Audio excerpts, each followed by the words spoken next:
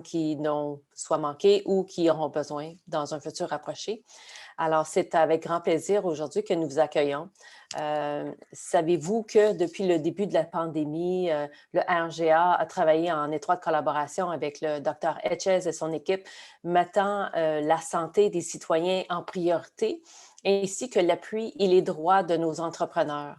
De plus, nous avons travaillé en étroite collaboration avec le Ottawa Board of Trade et à ce moment-ci, j'aimerais vous présenter Mme Su-Ling Ching, qui est PDG du Ottawa Board of Trade, à vous adresser la parole sur les tests rapides qu'ils vont bientôt lancer. Su-Ling, the floor is yours. Merci, Lise. Good morning, bon matin, and welcome to Vaccine 101, an information session for business and workplaces. My name is Su-Ling Ching, and it's my honor to be the president and CEO of the Ottawa Board of Trade. Il me fait plaisir d'être ici avec vous aujourd'hui. We have been really grateful to collaborate with Ottawa Public Health, Ecovia, and RGA to bring the latest information and guidance to businesses in Ottawa on various topics related to COVID-19 and the preparation to reopen our economy. Nous voulons tous une relance économique. Before we begin today's session, I have an announcement to share with you. The Ottawa Board of Trade is participating in an initiative in partnership with the Ontario and Canadian Chambers of Commerce, as well as the provincial and the federal government, to distribute rapid testing kits to Ottawa businesses. Rapid testing in workplaces is another tool for businesses to use to keep their teams safe and healthy and to ensure that their businesses can operate in a safer manner. This is an added layer of protection in use in combination with physical distancing, active screening, and PPE, and will help identify asymptomatic carriers, protect your staff, and provide them with the confidence they need to carry on. We will all do this in order to help prevent further spread of COVID-19 in our community. Nous tenons à protéger vos employés et nos entreprises. Working with our local partners at Invest Ottawa and Bayview Yards, we are setting up a site to directly distribute testing kits to local businesses with 150 employees or less. Le site devrait être prêt à ouvrir le 26 May at 10 heures. We anticipate that the site will be ready to open on May 26 at 10 a.m. For more information about this program or to find out how other sizes of businesses can access the kits, visit our site at ottawabot.ca. Or you can email us at strongertogether@ottawabot.ca. You can register to attend an info session on the testing kits this afternoon, May 19th at 3:30, and hopefully we can post the link in the chat. I invite you to register for the next business reopening workshop that we're doing in conjunction with OPH, Ecovia, and RGA on May 27th at 1 p.m. And this workshop will focus on reopening slowly and safely, our lessons learned, safety plans, public health measures, guidance, and an opportunity for a Q&A. Merci, Lise, for having me here today, and good luck with our workshop. Merci beaucoup, Su-Ling. It's always a pleasure to work with you. Nous allons, à la fin de la conférence, répondre à vos questions. Alors, je vous demande de les garder pour la fin et nous pourrons y répondre par le chat. De plus, à la fin de cette rencontre, nous vous enverrons un courriel avec les données, les informations nécessaires que Su-Ling vient de vous mentionner sur le rapid testing, ainsi que peut-être les informations que nous aurons de Santé publique Ottawa. Alors, sans plus tarder, j'aimerais vous présenter notre conférencière, Madame Chantal Delaplante. Donc, Chantal travaille avec Santé publique Ottawa depuis 2018 et détient une maîtrise en santé publique. Elle est membre de l'équipe d'engagement avec les lieux de travail et travaille sur la réponse à la pandémie depuis novembre de l'année dernière. Donc, Madame Delaplante, la parole est à vous. Merci beaucoup, Lise. Bonjour tout le monde. Et j'aimerais aussi dire bonjour à mes deux collègues de SPO, Jennifer Maybank, qui est ici avec moi aujourd'hui, qui a gracieusement accepté de faire une partie de la présentation en français. Donc, je suis sûre que son français va être excellent. Merci beaucoup, Jen. Jen va présenter la deuxième partie. Et nous avons aussi notre collègue Kyle qui est sur la ligne aujourd'hui avec nous. Donc, Kyle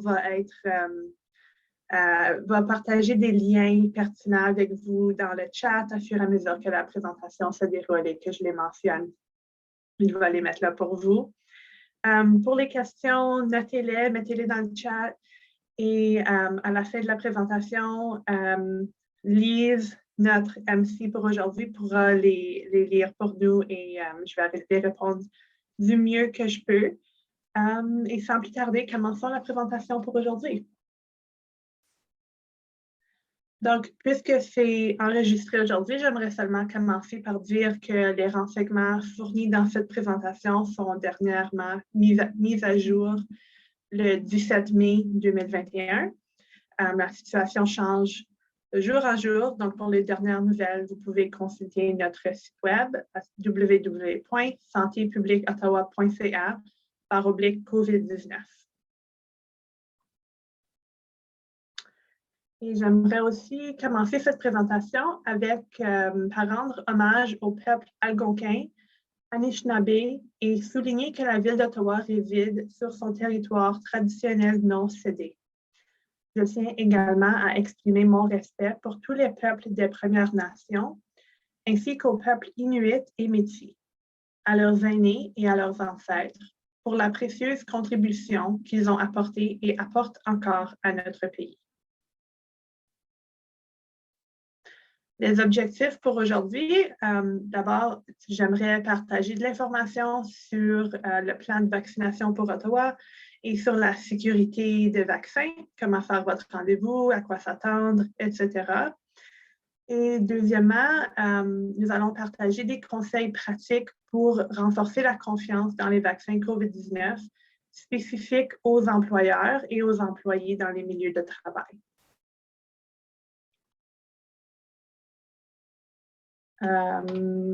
Donc, je vais juste sauter direct dedans. Donc, voici le calendrier provincial pour la distribution des vaccins.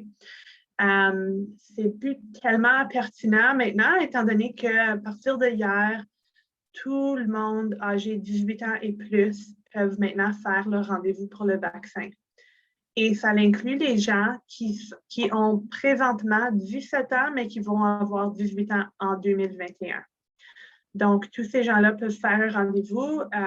Il y a eu plusieurs rendez-vous qui étaient disponibles hier matin, mais la demande surpasse la disponibilité présente des vaccins. Donc, ça veut seulement dire qu'il y a des gens qui veulent un vaccin qui n'ont malheureusement pas pu faire leur rendez-vous hier. Je crois tous les rendez-vous ont été écoulés en dedans du premier 3 heures de disponibilité. On anticipe, on espère recevoir plus de vaccins de la province et au fur et à mesure qu'on reçoit plus de vaccins, on pourra ajouter plus de rendez-vous à nos cliniques communautaires.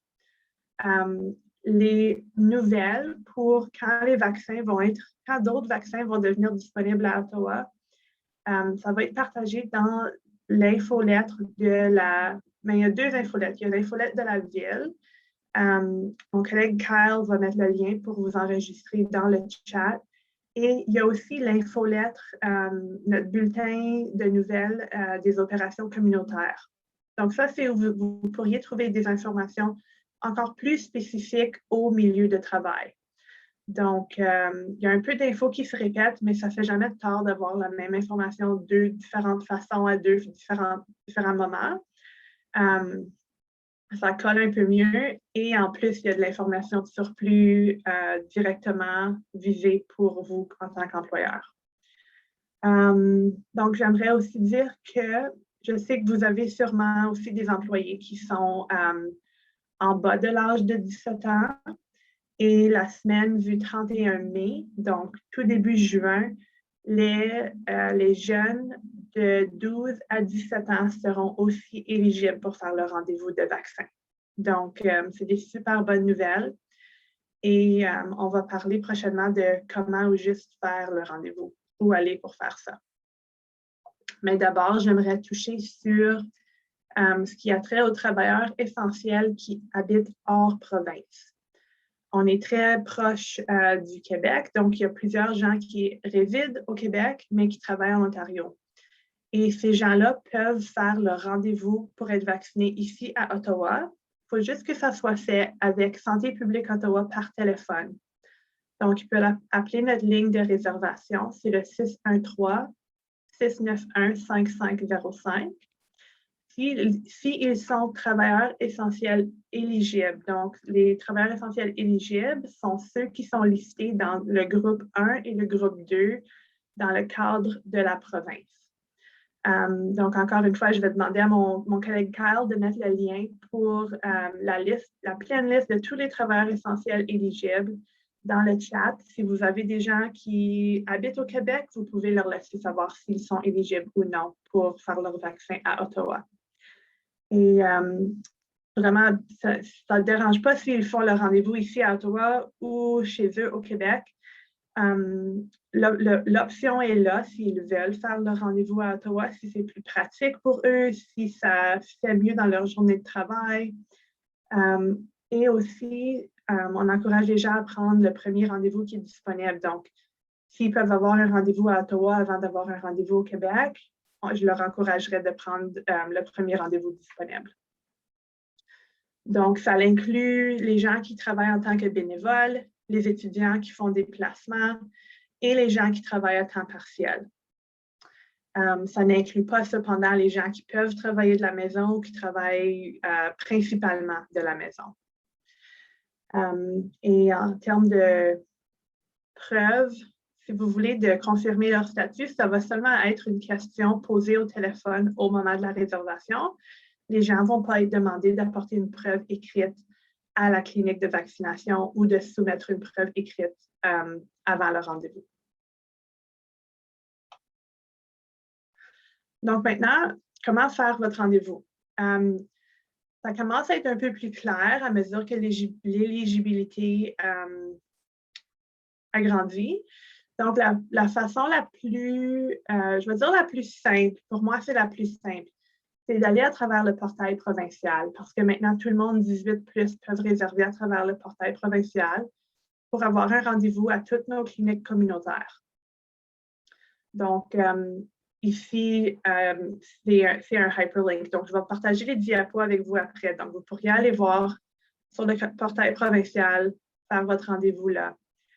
Il y a aussi l'option de faire un rendez-vous dans une pharmacie ou avec votre fournisseur de soins de la santé. Donc, ce n'est pas toutes les pharmacies, c'est seulement les pharmacies participantes. Et la liste de pharmacies participantes est disponible sur le site web de la province. Donc, vous mettez votre code postal et ça va tout vous donner la liste de tout le monde. C'est un peu moins simple cependant parce que vous devez faire comme placer votre nom, faire une demande pour chaque pharmacie. Donc, de ce que je comprends, l'exception, c'est les grandes pharmacies comme le Shoppers ou le Rexall, etc., les grandes chaînes, où vous mettez votre nom et ça vous met dans la liste d'attente pour tous les différents Shoppers qui participent. Et si votre docteur aussi est capable de donner des vaccins à Ottawa, je sais qu'en ce moment, ça ne se passe pas, mais c'est possible que les docteurs reçoivent des vaccins. Dans le futur, vous pourriez toujours appeler le cabinet médical pour faire une demande avec eux.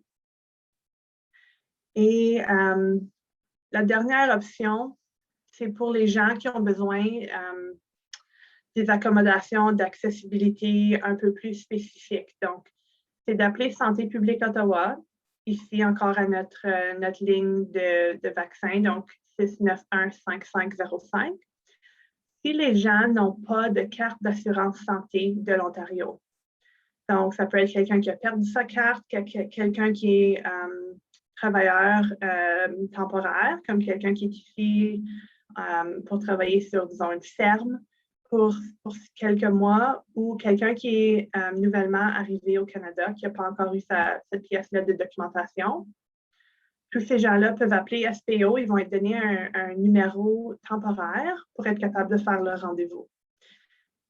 Aussi, si les gens sont d'origine autochtone, si les gens sont sans-abri, s'ils ne peuvent pas utiliser l'Internet, et aussi les travailleurs essentiels qui habitent au Québec mais travaillent en Ontario. Cette liste-là n'est pas nécessairement 100% complète. Donc, s'il y a d'autres troubles d'accessibilité, les gens peuvent appeler SPO et on va faire de notre mieux pour vous aider à naviguer le système.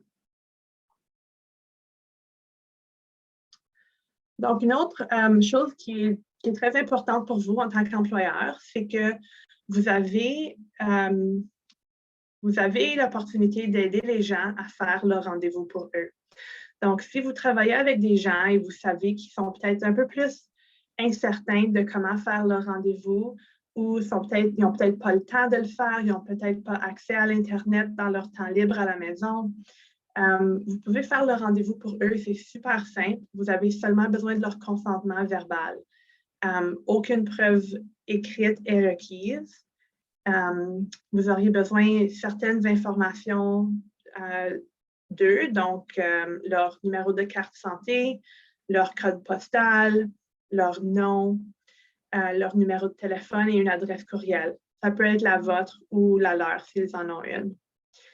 Et ensuite, avec cette information-là, vous réservez soit en ligne ou par téléphone. Donc, j'ai oublié de mentionner aussi plus tôt, vous pouvez faire un rendez-vous par téléphone avec la province aussi. Et le service est disponible dans plusieurs différentes langues, autres que l'anglais et le français.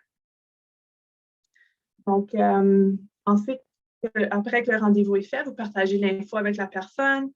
Et s'ils ont besoin de l'aide à se rendre à leur rendez-vous, si vous soupçonnez qu'ils ont besoin un peu d'assistance, vous pouvez leur demander au même moment et leur aider à faire leur plan de transportation. Ça m'apporte à la prochaine diapo. Il y a des options de transport gratuit disponibles pour les gens à Ottawa qui vont se faire vacciner. Donc, si l'option de transport n'est pas disponible à travers la famille, les amis, s'il n'y a pas une route de OC Transpo ou de Paratranspo qui est disponible pour cet individu-là, ils peuvent faire un plan de transport avec un bénévole. C'est complètement gratuit. Ils ont seulement besoin d'appeler 211 et ils auront besoin de leur numéro de réservation pour leur rendez-vous de vaccin. Puis ensuite, ils vont être ramassés à la maison, déposés à la clinique et retournés chez eux à la maison. Donc, c'est vraiment un super service. On demande seulement 48 heures pour que les gens puissent faire le rendez-vous, pour que les bénévoles puissent planifier leur horaire. Et si vous connaissez des gens qui sont bénéficiaires de l'aide sociale, ces gens-là peuvent également communiquer avec leur chargé de cas pour obtenir de l'aide pour les frais de transport au besoin.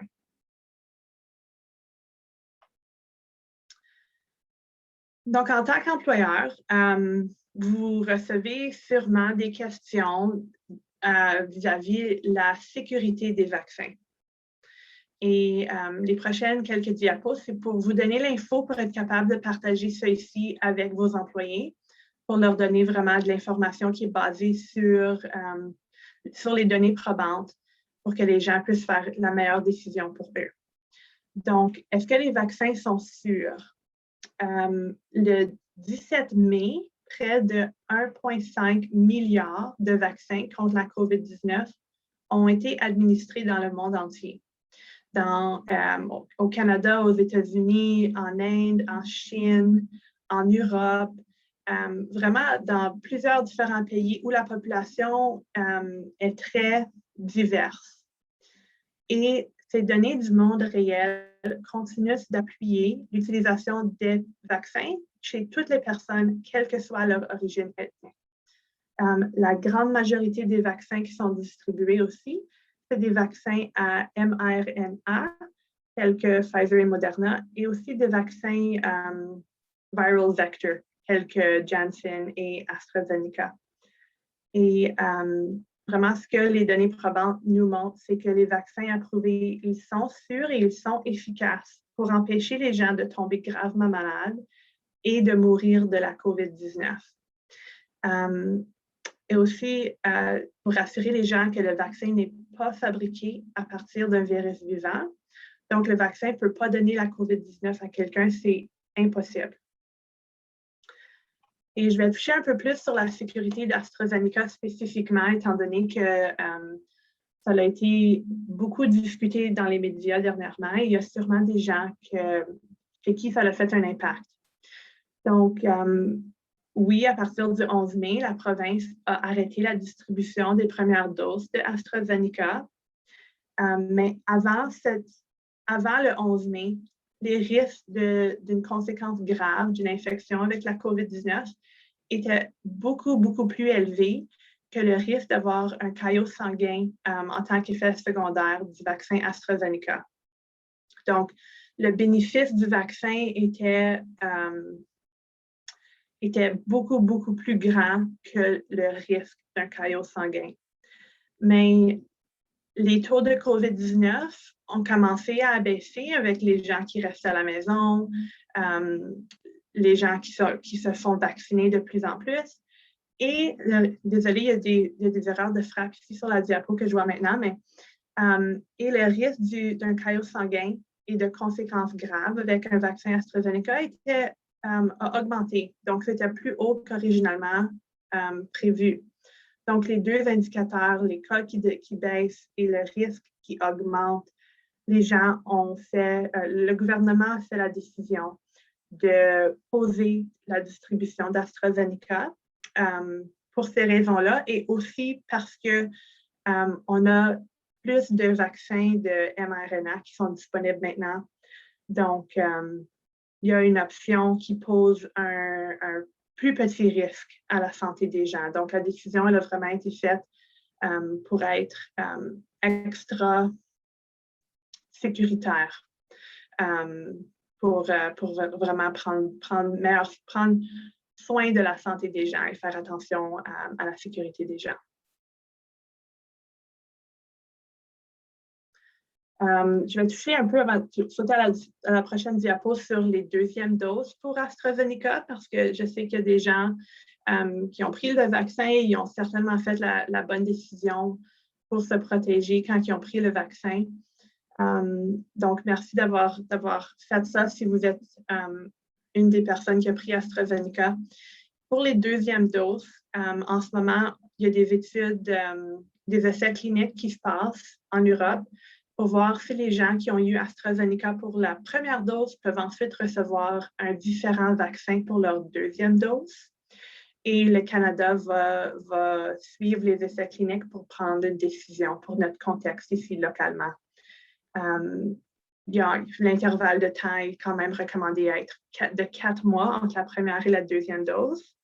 Donc, il y a un peu de temps pour que la décision soit prise de quel est le meilleur cours à suivre. Et les nouvelles vont être partagées dans l'infolette, dans les médias.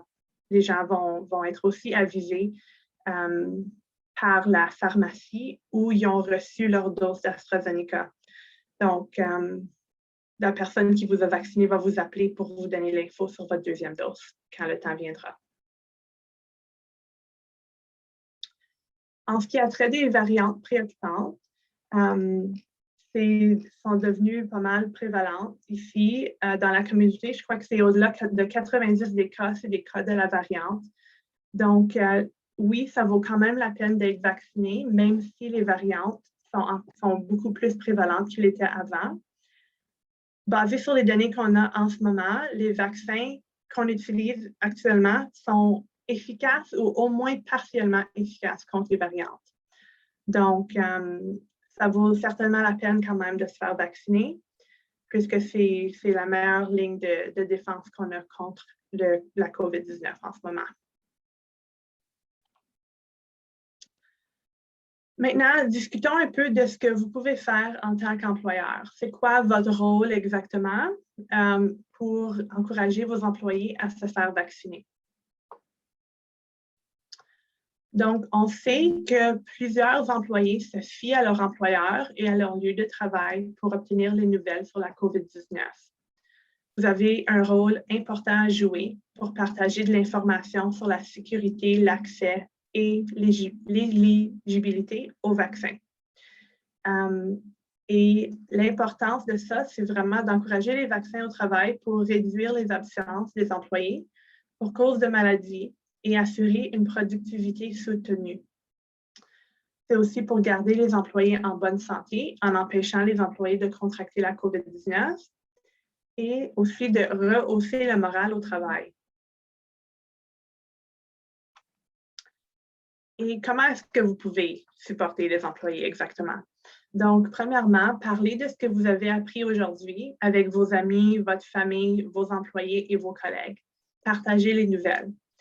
Et si vous avez déjà eu la chance de recevoir votre vaccin ou même juste de faire votre rendez-vous, partagez votre expérience avec les gens autour de vous.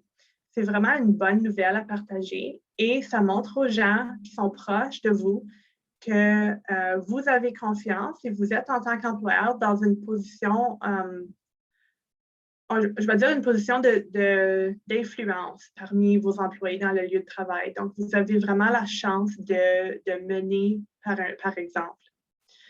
Une autre chose que vous pouvez faire, c'est de donner aux employés du temps de congé pour se faire vacciner. Ça pourrait être une demi-journée, ça pourrait être un bloc de 3 heures. Ça serait super apprécié parmi les gens parce qu'il y a souvent, les gens qui sont peut-être parents, les gens qui ont beaucoup de choses dans leur vie personnelle hors du travail n'ont peut-être pas nécessairement le temps ou même l'opportunité pour aller se faire vacciner dans leurs heures de congé. Donc, si en tant qu'employeur, vous pouvez donner un petit bloc de 3 heures, ça serait super apprécié.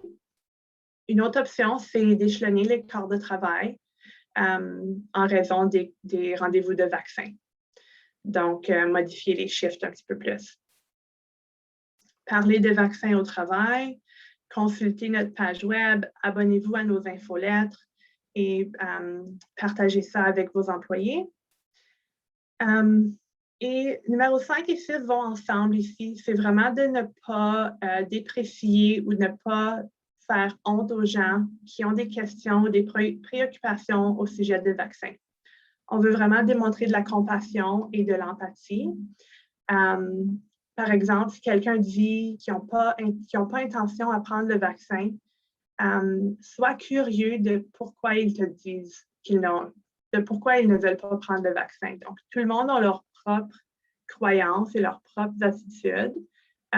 Et c'est important de, premièrement, de valoriser leurs sentiments. Demande-leur pourquoi est-ce que tu es hésitant. Demande-leur qu'est-ce qui vous fait hésiter au lieu de pourquoi hésites-tu. Donc, c'est juste une petite tournure de phrase différente qui fait en sorte que les gens ne se sentent pas attaqués personnellement. Et ça donne vraiment à la personne un espace sécuritaire afin qu'ils puissent partager comment ils se sentent vraiment.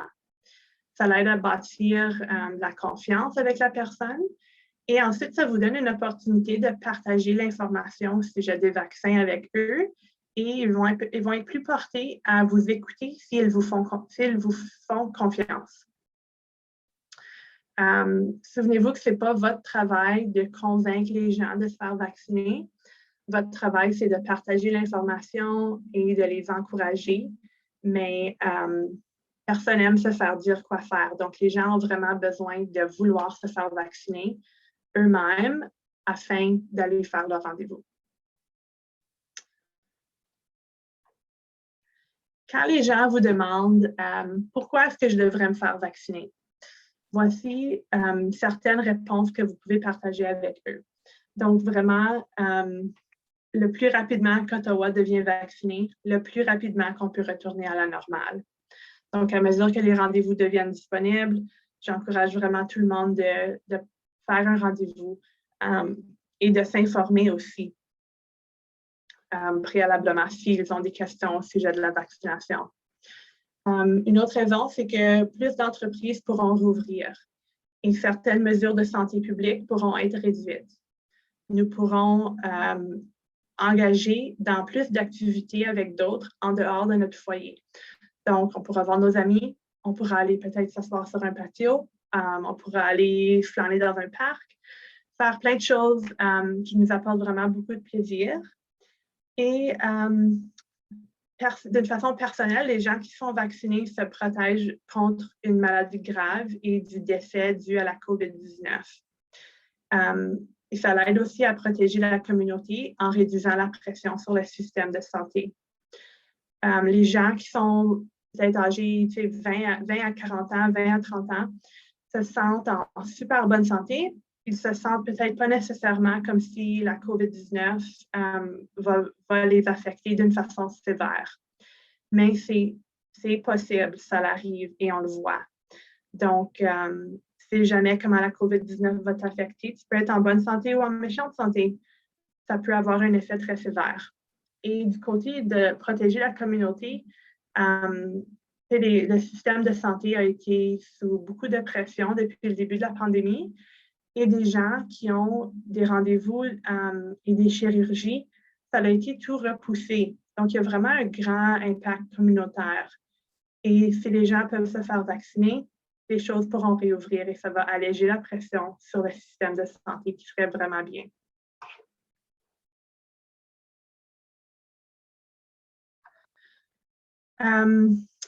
L'Agence de la santé publique du Canada a récemment relâché ce cadre ici qui montre un peu à quoi s'attendre en termes de le retour à la normale. Donc, ils ont donné des mesures spécifiques qui est bien à voir. C'est des mesures un peu ambitieuses. Donc, c'est pour ça que votre aide et votre soutien est extra important. Donc, je vais commencer ici au début en été. Pour que les choses puissent commencer à réouvrir et qu'on puisse résumer certaines activités, on vise vraiment que 75% des personnes admissibles ont reçu une première dose et que 20% de ces gens-là ont reçu une deuxième dose. Donc, c'est une cible ambitieuse, mais j'espère vraiment qu'on puisse l'atteindre. Je suis sûre qu'on peut l'atteindre, justement, avec des présentations comme celle-ci, avec votre soutien, etc. Et quand on atteint cette cible ici, ça veut dire qu'on pourra faire du camping, des randonnées pédestres, des pique-niques, on pourra s'asseoir sur une terrasse et on pourrait se rassembler en petits groupes en plein air avec notre famille et nos amis. Prochainement, en automne, on vise pour avoir 75% des personnes admissibles avec leurs 2 doses du vaccin. Et lorsque on atteindra cette cible-là, les choses pourront ouvrir davantage. Donc, les collèges et les universités pourront reprendre l'apprentissage en personne. On pourra jouer au sport intérieur et on pourra participer à des rassemblements familiales.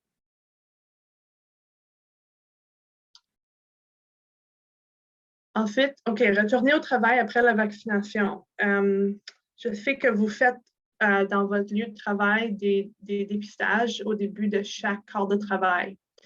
Donc, je voulais parler un peu des effets secondaires et des risques à la vaccination et comment ça va affecter le dépistage que vous faites au travail. Donc, ici, vous voyez en vert et en jaune les effets secondaires très fréquents et peu fréquents. Donc, c'est des effets secondaires qui ont lieu dans 1% à plus de 10% des gens. Ça inclut la douleur, la rougeur et l'enflure au site d'injection, un maux de tête, de la fatigue, des douleurs musculaires ou articulaires et de la fièvre ou des frissons. Et les symptômes peu fréquents, 0,1% à 1% des gens, peuvent avoir de la transpiration excessive, des démangeaisons cutanées, la faiblesse musculaire, se sentir faible, fatigué ou étourdi, des douleurs abdominales, une sensation de malaise et les ganglions lymphatiques enflés. Donc, tous ces effets secondaires ici, c'est des choses qui sont normales. Ça ne veut pas dire que le vaccin vous a donné la COVID-19. Ces effets secondaires ici devraient disparaître par eux-mêmes en dedans de 24 à 48 heures. Et si ça empire, si ça ne se passe pas, passé 48 heures, les gens peuvent consulter leur docteur. Les réactions allergiques graves, c'est rare et les caillots de sang sont encore plus rares. Donc, ça, c'est juste un peu pour votre information. Et maintenant, comment est-ce que ça affecte le dépistage quotidien au travail? Donc, même après la vaccination, il faut continuer à faire le dépistage quotidien. Les employés peuvent venir au travail après avoir reçu leur vaccin, même s'ils sont dépistés positifs pour les symptômes suivants dans les 48 heures suivant leur vaccin. Donc, c'est seulement pour ces 4 symptômes ici. Donc, si les gens ont un maux de tête, s'ils ont un sentiment de fatigue, s'ils ont des douleurs musculaires ou des douleurs articulaires, ils peuvent quand même être au travail. Si les symptômes sont légers, s'ils ont commencé seulement après leur vaccin et si l'employé se sent assez bien pour continuer son corps de travail.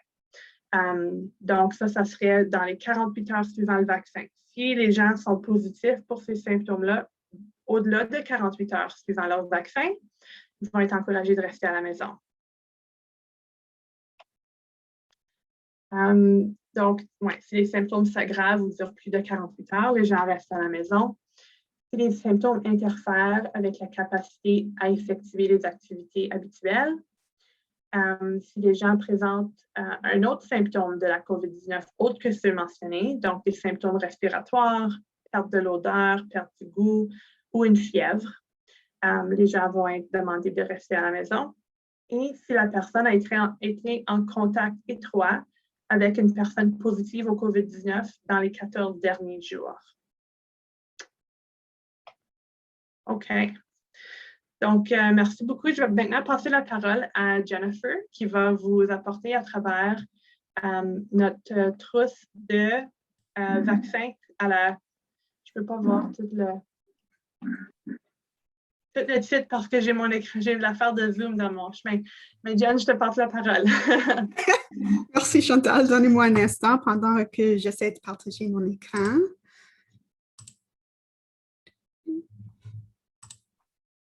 Et voilà. Alors, SBO a créé 2 nouvelles ressources en ligne qui comprennent des conseils et des outils qui aideront les employeurs à communiquer à leurs employés des renseignements sur le vaccin. Alors, on peut voir ici que la première ressource est la trousse sur la vaccination contre le COVID-19 à l'intention des employeurs. Et vous pouvez trouver cette page à l'adresse santépubliqueottawa.ca/vaccin au travail. Et cette trousse est destinée à aider les entreprises à inspirer la confiance dans les vaccins pour que les employés se fassent vacciner à plus grande échelle et pour établir des politiques de soutien et des pratiques d'excellence.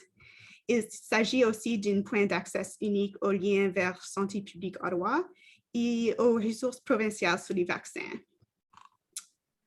Alors, cette trousse offre également des façons dont vous pouvez soutenir les efforts de vaccination, ce qui fait écho aux excellentes informations que Chantal a partagées avec vous aujourd'hui. La trousse sur les vaccins renforce également les comportements de santé publique qui devraient continuer à être suivis après la vaccination, à la fois sur le lieu de travail et dans la communauté aussi. On a aussi plusieurs exemples de messages concernant les vaccins que vous pouvez partager avec vos employés dans les bulletins d'information ou sur les médias sociaux aussi. Il existe des graphiques que vous pouvez utiliser dans vos messages sur les vaccins. La deuxième ressource est la nouvelle page sur l'immunité collective. Et cette page se trouve à l'adresse santépubliqueottawa.ca/immunité communauté. Il y a 2 ressources sur cette page que je voudrais partager avec vous. Le premier, c'est le guide Comment parler des vaccins. Et le deuxième est le cadre photo de profil Facebook. Alors, comme Chantal l'a dit, ce n'est pas votre travail de convaincre vos employés de se faire vacciner, mais ce guide ici pour vous préparer à avoir des conversations sur le vaccin. De même, le cadre Facebook est une moyen de faire savoir que vous avez été vacciné et d'encourager les autres à faire le même. Et on peut voir là.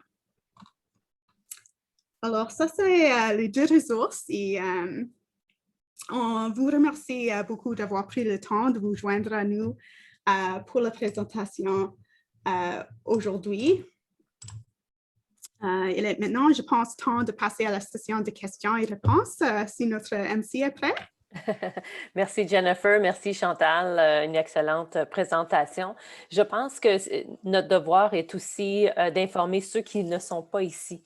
Alors, nous, on prend le temps de vérifier, on prend le temps de s'informer, on essaie d'informer le plus de gens possible, mais c'est de garder l'œil ouvert pour les entreprises, les entrepreneurs, les dirigeants, la famille et tout. Alors, quand on peut aider Santé publique Ottawa, le gouvernement, à passer les messages, bien, on aide tout le monde. Dans le fond, on est là pour aider la communauté. Alors, à ce moment-ci, je regarde dans le chat, je ne vois pas de questions. Beaucoup de liens, d'excellents liens. Donc, merci beaucoup, Kyle, à ce niveau-là. Est-ce que nous allons recevoir votre PowerPoint, c'est ça? Je vais vous envoyer la présentation PowerPoint, puis je vais aussi vous envoyer dans le même courriel tous les liens que Kyle a partagés. Fantastique. Comme ça, tu pourras transmettre ça aux gens qui n'ont pas pu assister aujourd'hui. Excuse-moi. Non, c'est bien correct. Alors, qu'est-ce qu'on va faire? Nous, on va l'envoyer aux participants qui étaient inscrits. Donc, ceux qui étaient inscrits, qui n'ont pas pu se présenter, le recevront également. Mais on va aussi l'ajouter dans l'infolettre. Alors, vous pouvez également faire suivre l'infolettre à vos listes de collègues ou les gens que vous connaissez qui pourraient eux-mêmes bénéficier de ces informations-là. Vous savez, on ne croit pas qu'on peut avoir le COVID avant qu'on l'ait ou avant que quelqu'un on connaît l'ait. C'est quand j'ai vu ma nièce de 21 ans, qui est policière à Gatineau, qui l'a eu d'une infirmière de l'hôpital de Gatineau. Elles ont été toutes les deux très, très, très, très malades et auraient souhaité l'avoir, le vaccin. Alors, au bout de la ligne, qu'est-ce qu'on peut faire pour s'assurer d'une santé encore plus solide dans notre communauté, dans notre famille, dans le milieu de travail, afin de pouvoir retourner à un certain semblant de vie normale. On ne sait plus qu'est-ce que ça veut dire, mais bientôt, peut-être, aurons-nous l'occasion de se serrer la pince. Vous vous souvenez de ce geste, de se serrer la pince, puis de se voir face à face. Alors, je ne vois toujours pas de questions ici. Chantal, j'aimerais te remercier ainsi que ton équipe, Jennifer et Kyle, d'être venus aujourd'hui pour nous faire cette présentation-là. Et possiblement aurons-nous la chance d'avoir une présentation sur une santé tout à fait saine à Ottawa, sait-on jamais. Alors, il y a un formulaire que je pense Chantal vient de mettre sur une rétroaction, Chantal? Oui, formulaire de rétroaction, il va ouvrir en anglais, mais il y a un petit globe dans le coin en haut à droite. Cliquez sur le globe, vous pouvez changer la langue en français si vous préférez. Merci beaucoup. C'est juste 4 questions. Ça nous aide à améliorer les présentations, à savoir c'est quoi vos besoins pour qu'on puisse y répondre. Donc, merci de prendre le temps de le remplir. Et merci Lise de nous d'avoir collaboré avec nous aujourd'hui, avec OBOT aussi. Et à Colby hier, la présentation en anglais. C'est vraiment spécial de partager l'info avec les employeurs ici à Ottawa parce que c'est vraiment un travail important et c'est notre ticket out of here, on va dire. C'est ça, exactement. Que tout le monde se fasse vacciner. Donc, merci beaucoup.